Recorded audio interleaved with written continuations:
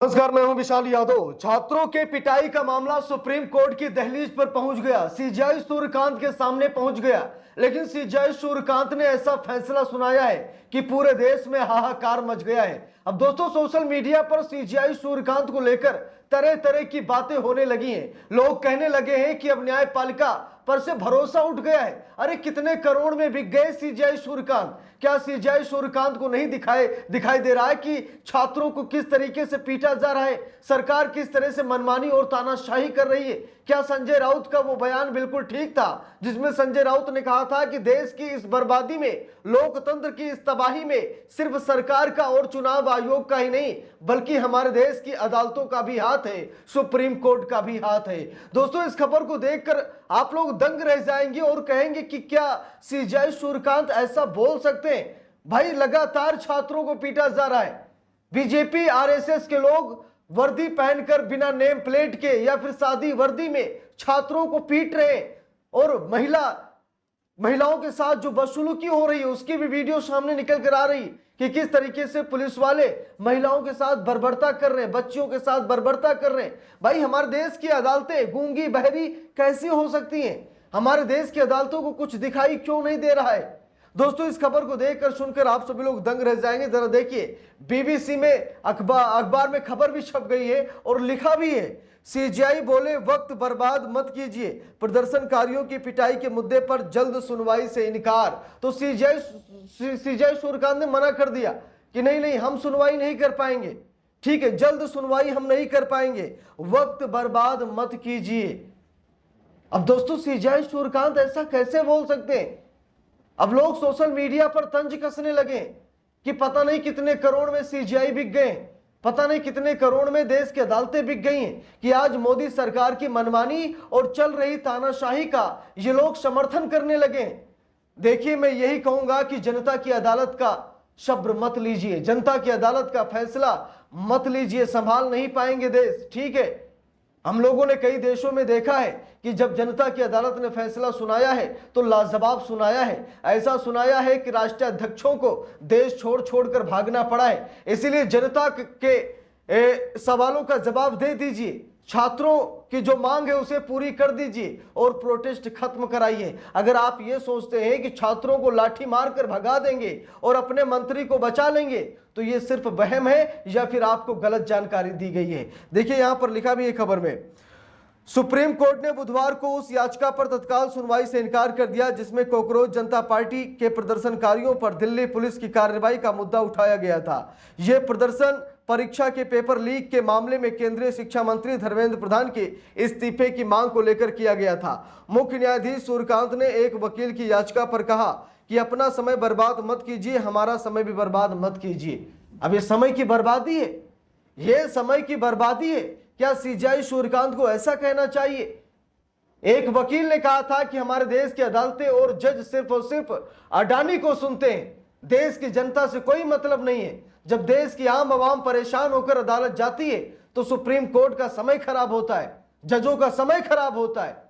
अडानी के लिए समय पर्याप्त होता है, अंबानी के लिए समय पर्याप्त होता है, मोदी सरकार के लिए समय पर्याप्त होता है। लेकिन जब बात छात्रों की आती है, जब बात देश की आती है, लोकतंत्र की आती है, संविधान की आती है, तो हमारे देश की न्यायपालिकाओं का समय बर्बाद होने लगता है, जजों का समय बर्बाद होने लगता है। देखिए, लिखा भी है, मुख्य न्यायाधीश सूर्यकांत ने एक वकील की याचिका पर कहा कि अपना समय बर्बाद मत कीजिए और हमारा भी समय बर्बाद मत कीजिए। बार एंड बेंच के मुताबिक मुख्य न्यायाधीश सीजेआई सूर्यकांत, जस्टिस जय माल्या बागची और जस्टिस बी मोहना की बेंच के सामने पेश हुए वकील ने मामले को अगले दिन सुनवाई के लिए सूचीबद्ध करने की मांग की। वकील ने कहा कि पुलिस की सख्ती के वीडियो सबूत मौजूद है, जंतर मंतर पर छात्रों का प्रदर्शन चल रहा है, पुलिस बहुत सख्ती कर रही है। हालांकि इस पर सीजेआई सूर्यकांत ने कहा, कृपया हमारा समय बर्बाद मत कीजिए और अपना भी समय बर्बाद मत कीजिए, आपका समय हमारे समय से ज्यादा कीमती है। इसके बाद वकील ने कहा कि कुछ अहम मांगे उठाई जा रही हैं, इनमें सरकार से नीट को निष्पक्ष तरीके से कराने और बार बार पेपर लीक होने के कारण राष्ट्रीय परीक्षा एजेंसी यानी एनटीए को खत्म करने की मांग भी शामिल है। जब कोर्ट ने अगले मामले की सुनवाई के लिए पुकारा तो वकील ने फिर कहा कि वो प्रदर्शन कर रहे छात्रों के खिलाफ पुलिस की कार्रवाई के वीडियो दिखा सकते हैं। इस पर सीजेआई सूर्यकांत ने कहा कि हमें वीडियो में दिलचस्पी नहीं है, हमारे पास देखने का समय नहीं है। अब दोस्तों यहाँ पर देखिए सीजीआई सूर्यकांत को क्या हो गया, कह रहे मुझे वीडियो देखना ही नहीं है, वीडियो देखने का हमारे पास समय ही नहीं है। तभी तो लोग कह रहे हैं कि पता नहीं कितने करोड़ में बिक गए सीजीआई सूर्यकांत, जिन्हें छात्रों की पिटाई का वीडियो देखने का समय नहीं है, जिन्हें लोकतंत्र को बर्बाद होते और बचाने के लिए समय ही नहीं इनके पास। तो भाई आप क्यों बने हैं सीजीआई? सीधा सा सवाल है, जब आप छात्रों की नहीं सुन सकते, नौजवानों की नहीं सुन सकते, देश की दुखती नस पर आप मरहम नहीं लगा सकते, तो आप सीजीआई ही क्यों बने? लोग सोशल मीडिया पर इसी तरह की बातें करने लगे कि सीजीआई के पास समय ही नहीं है, ये समय की बर्बादी है। अगर वो छात्रों के हित में कोई फैसला ले लेंगे तो ये समय की बर्बादी है। देखिए लिखा भी है, दरअसल सोमवार को हुए विरोध मार्च के दौरान पुलिस ने सीजेपी के प्रदर्शनकारियों और छात्रों पर लाठीचार्ज किया था और आंसू गैस के गोले दागे थे। इसके बाद राजनीति और सिनेमा से जुड़ी कई हस्तियां ने इसकी आलोचना भी की थी। मानवाधिकार संगठन एमनेस्टी इंटरनेशनल ने कहा था कि भारत में शांतिपूर्ण विरोध की आवाज को दबाया जा रहा है। एमनेस्टी इंटरनेशनल इंडिया के बोर्ड चेयरपर्सन आकार पटेल ने कहा, जंतर मंतर पर हुए प्रदर्शन के सामने आई तस्वीरों और रिपोर्ट दिखाती है कि भारत में शांतिपूर्ण विरोध की आवाज को दबाया जा रहा है। बिल्कुल सही बात है, लोगों की आवाज को दबाया जा रहा है, मानवता को कुचला जा रहा है, लोकतंत्र को शर्मसार किया जा रहा है, मनमानी की जा रही है, तानाशाही की जा रही है, क्योंकि कॉकरोच जनता पार्टी सरकार पर हावी है और कॉकरोच जनता पार्टी बनाने वाले कोई और नहीं बल्कि सीजीआई सूर्यकांत हैं। एक बयान से इतनी बड़ी पार्टी खड़ी हो गई कि आज सरकार का जीना मुश्किल हो गया।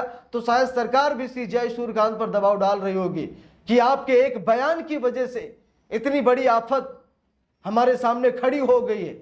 अगर आप कॉकरोच ना कहते बेरोजगार युवाओं को, तो आज इतने युवा जंतर मंतर पर ना होते।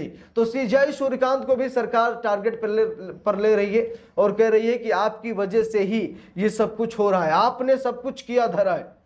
ठीक है, आप इस तरह की बयानबाजी ना करते तो आज इतनी बड़ी पार्टी खड़ी ना होती। और दोस्तों अब सरकार के लाले पड़ गए, पीएमओ का घेराव, संसद भवन का घेराव, विधानसभा, और यहां पर देख लीजिए जगह जगह प्रोटेस्ट हो रहे हैं पूरे देश में।